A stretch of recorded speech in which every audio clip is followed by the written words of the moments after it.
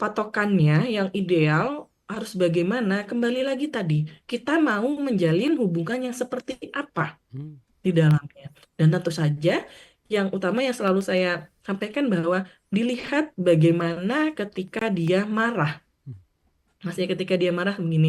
Itu untuk menghindari terjadinya eh, kekerasan dalam sebuah hubungan, baik Hmm. kekerasan secara fisik, Ya. secara mental, ataupun secara verbal. Hmm. Karena apa? Karena pola marah seseorang itu akan sangat susah sekali untuk diubah seperti Oke. itu, Mas. Hmm.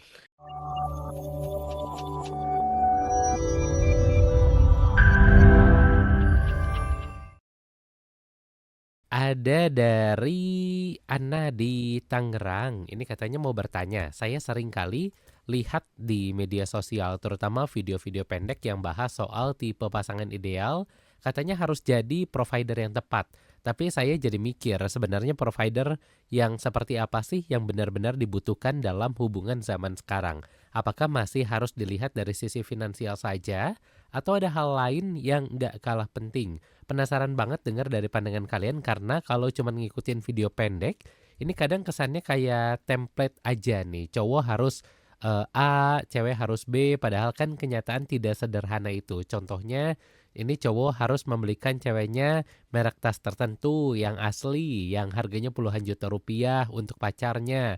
Sementara cewek ini harus bisa mengendari kendaraan pribadi seperti motor atau mobil seolah baru diseriusin jadi pacar atau pasangan atau baru bisa lanjut ke pernikahan sampai setelahnya. Menurut pandangan dari Mbak Friska ini seperti apa? Oke, jadi kalau membahas terkait pasangan yang tepat itu seperti apa, seperti itu Hmm. ya. Tentu saja ini eh, tidak bisa kita pukul sama rata untuk setiap orang. Hmm. Jadi kalau bisa dibilang pasangan itu adalah custom. Maksudnya custom adalah setiap individu akan berbeda pasangan yang tepat bagaimana. Hmm. Tapi tentu saja yang harus digarisbawahi atau menjadi titik penting yang pertama bahwa kalian berdua itu memiliki pandangan hidup yang sama. Oke. Visinya itu harus sama. Hmm. Oke, bahwa kita nih ngejalin hubungan tuh untuk apa ya? Hmm. Kedepannya itu harus bagaimana ya? Itu yang pertama. Lalu yang kedua, pola komunikasinya itu tidak harus sama, tetapi harus sama-sama memahami. Hmm. Memahami pola komunikasi satu dengan yang lain. Oh, eh, pasanganku kalau misalnya dia marah itu seperti apa? Hmm. Kalau misalnya eh, kami harus membahas sebuah permasalahan itu seperti apa? Karena namanya juga sebuah hubungan, Hmm. biasanya itu fase bulan madunya itu kan paling lama hanya di 6 bulan awal ya, Mas Iya, ya. iya.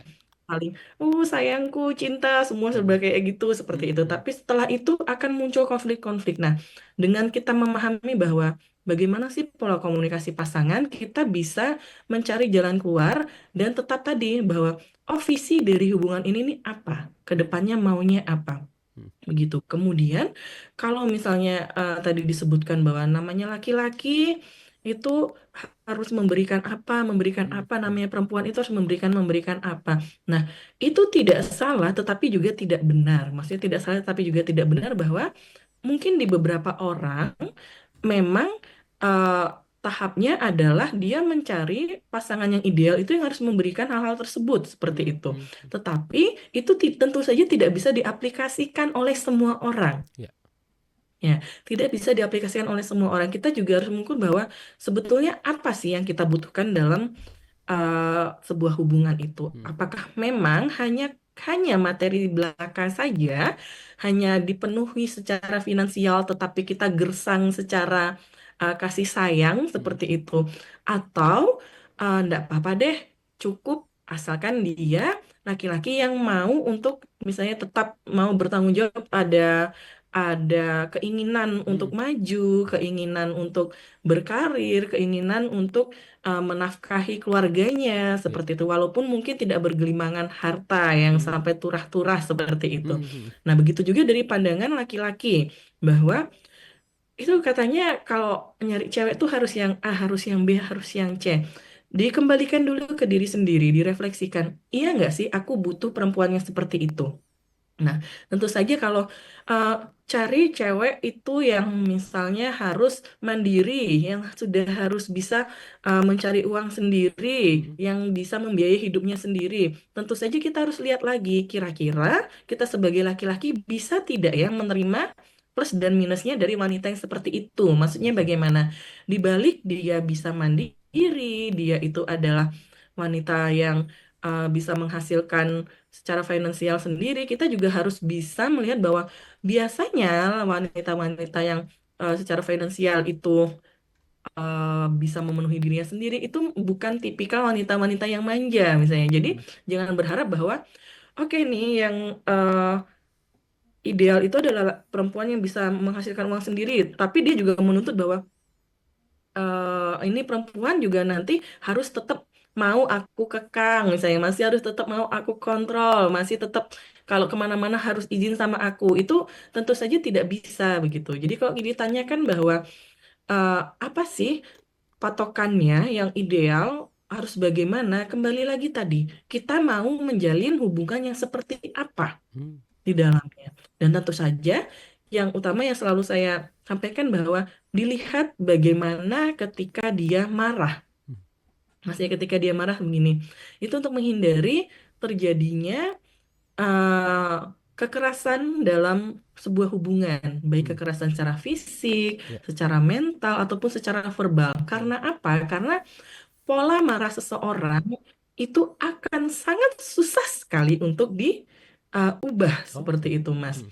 Kecuali memang dia benar-benar merasa bahwa aku udah nggak bisa nih hidup dengan cara marah yang seperti ini. Tapi Mhm. kalau misalnya dia masih masih merasa bahwa enggak kok ini adalah cara yang betul, ini adalah cara yang efektif, maka itu akan susah sekali untuk berubah. Dan ini tentu saja kalau kita berharap bahwa hubungannya untuk eh, selamanya untuk jangka panjang Mhm. sampai Mhm. mau memisahkan, tentu saja kita harus bisa melihat bahwa oke nih, aku harus berhadapan dengan pola marah pasanganku seperti ini seumur hidupku, Mmm. kuat atau tidak. Iya. Nah, yang mana tentu saja kalau misalnya penuh dengan kekerasan di dalamnya, baik kekerasan secara fisik, secara mental atau secara verbal, itu lama-lama juga akan mempengaruhi perubahan terhadap diri kita secara fisik, tentu saja tentang kesehatan secara fisik, Mhm. kekerasan kekerasan di verbal ataupun mental itu tentu akan mengubah pandangan kita terhadap diri kita sendiri seperti itu, Mas. Oke, Mbak Friska, ini juga ada satu pertanyaan, kelihatannya juga menjadi satu pertanyaan terakhir untuk malam hari ini.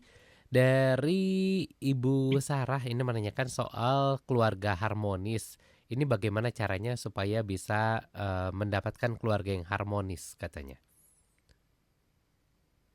Oke, keluarga yang harmonis ini kembali lagi kita lihat lagi persepsi, mohon maaf Bu Sarah tadi ya. Sarah, betul. Iya, Ibu Sarah terhadap keluarga yang harmonis itu ya seperti apa? Seperti itu, pandangannya itu seperti apa? Apakah keluarga yang harmonis itu harus seperti A, B, C, ataupun D? Nah, tapi kalau secara garis besar, keluarga harmonis itu di mana ketika kita berada di dalam rumah yang di mana ada keluarga kita, kita merasa menjadi tenang seperti itu Mhm. ya, Mas Mhm. ya. Mhm. Nah, keluarga yang harmonis itu bukanlah keluarga yang tidak memiliki konflik, Oke. kan? Tetapi keluarga yang ketika berkonflik, mereka bisa sama-sama untuk mencari jalan keluar terbaik yang mana tidak ada yang dikalahkan di dalamnya. Oke. Bagaimana cara untuk membangun hal itu? Nah, kembali lagi kita kembali ke komunikasi sebetulnya, Mas. Mhm. Ke komunikasi, kita samakan dulu persepsi kita dengan pasangan. Mhm. Kita sebagai istri dengan suami kita, suami dengan istrinya, bahwa tadi mau dibawa kemana? Lalu keluarga yang harmonis itu menurutmu itu seperti apa? Mhm. Nah, lalu kemudian digali bagaimana ya caranya supaya hal tersebut bisa terjadi. Misalnya, kalau aku mau kalau misalnya nanti di keluargaku itu tidak ada yang namanya suaranya ditinggikan, Oke. seperti itu. Mhm. Nah, itu harus disamakan persepsinya dengan pasangan kita Mhm. dan dimulai dari diri kita sendiri. Seperti itu. Jadi kalau misalnya kayaknya enak ya kalau di rumah kita itu nggak ada yang suaranya teriak-teriak Mhm. nih gitu Iya, kan. iya. Oke, suaminya juga merasa bahwa iya aku juga ngerasain hal yang sama seperti itu. Oke, kalau gitu kita sama-sama mencoba ya seperti itu. Jadi Oke. bukan ke menuntut, tetapi sama-sama untuk membangun keharmonisan keluarga tersebut seperti itu. Begitu juga dengan keluarga yang harmonis kalau dilihat dari eh, tidak ada yang lain, maksudnya Hmm, pasangan kita adalah satu-satunya. Nah, ini kembali lagi dikomunikasikan bahwa persepsi dari mohon maaf perselingkuhan itu seperti apa? Apakah perselingkuhan menurut si istri dan si suami itu sama bahwa ada memang yang kadar perselingkuhan itu menganggap bahwa dengan bertukar teks eh, pesan teks di WhatsApp atau hmm, di DM itu hmm. udah sebagai perselingkuhan. Iya. Ada juga yang mempersepsikan bahwa kalau jalan bareng baru berselingkuh. Hmm, Nah, itu dipersepsikan, disatukan lagi, hmm, disamakan bahwa perselingkuhan itu apa, kemudian sama-sama untuk membuat komitmen di dalamnya bahwa sama-sama tidak akan pernah membuka peluang atau membuka pintu untuk perselingkuhan itu masuk seperti itu. hmm. Itu untuk perselingkuhan. Banyak sih ya Mas ya kalau Iya, harmonis betul, ya. betul, betul. Kemudian terkait anak misalnya, Hmm, misalnya keluarga yang sudah memiliki anak, ini juga untuk menjalin keharmonisan di dalamnya tentu saja komunikasikan pola asuh yang seperti apa sih yang akan diterapkan kepada anak-anak kita nanti. hmm, Anak-anak kita ini mau istilahnya nanti ke depannya mau dibawa seperti apa? Karena bisa saja nih kalau tidak dikomunikasikan si ibu ingin nanti anaknya sekolah di sekolahan A, si bapak oh ingin iya anaknya betul. sekolahan B. Hmm, Itu akan menjadi konflik. Hal-hal hmm, kecil hmm, saja akan menjadi konflik. Jangankan itu dari pola MPASI, pemberian hmm, hmm, MPASI misalnya, ibunya tuh kepingin ya nggak apa-apa, anaknya itu makan sendiri dengan tangan, hmm, makanannya ditaruh di meja, anak hmm. makan. Iya. Tetapi bapaknya ternyata inginnya enggak, anak itu dari kecil harus diajarkan makan pakai sendok seperti itu. Nah, Hmm, nah ini kalau tidak dikomunikasikan, tentu saja akan menimbulkan konflik-konflik tersendiri. Seperti oke. itu. Dan Hmm, begitupun dengan hal-hal lainnya. Jadi kuncinya tetap dikomunikasi. Kemudian komitmen antar keduanya seperti apa? baik.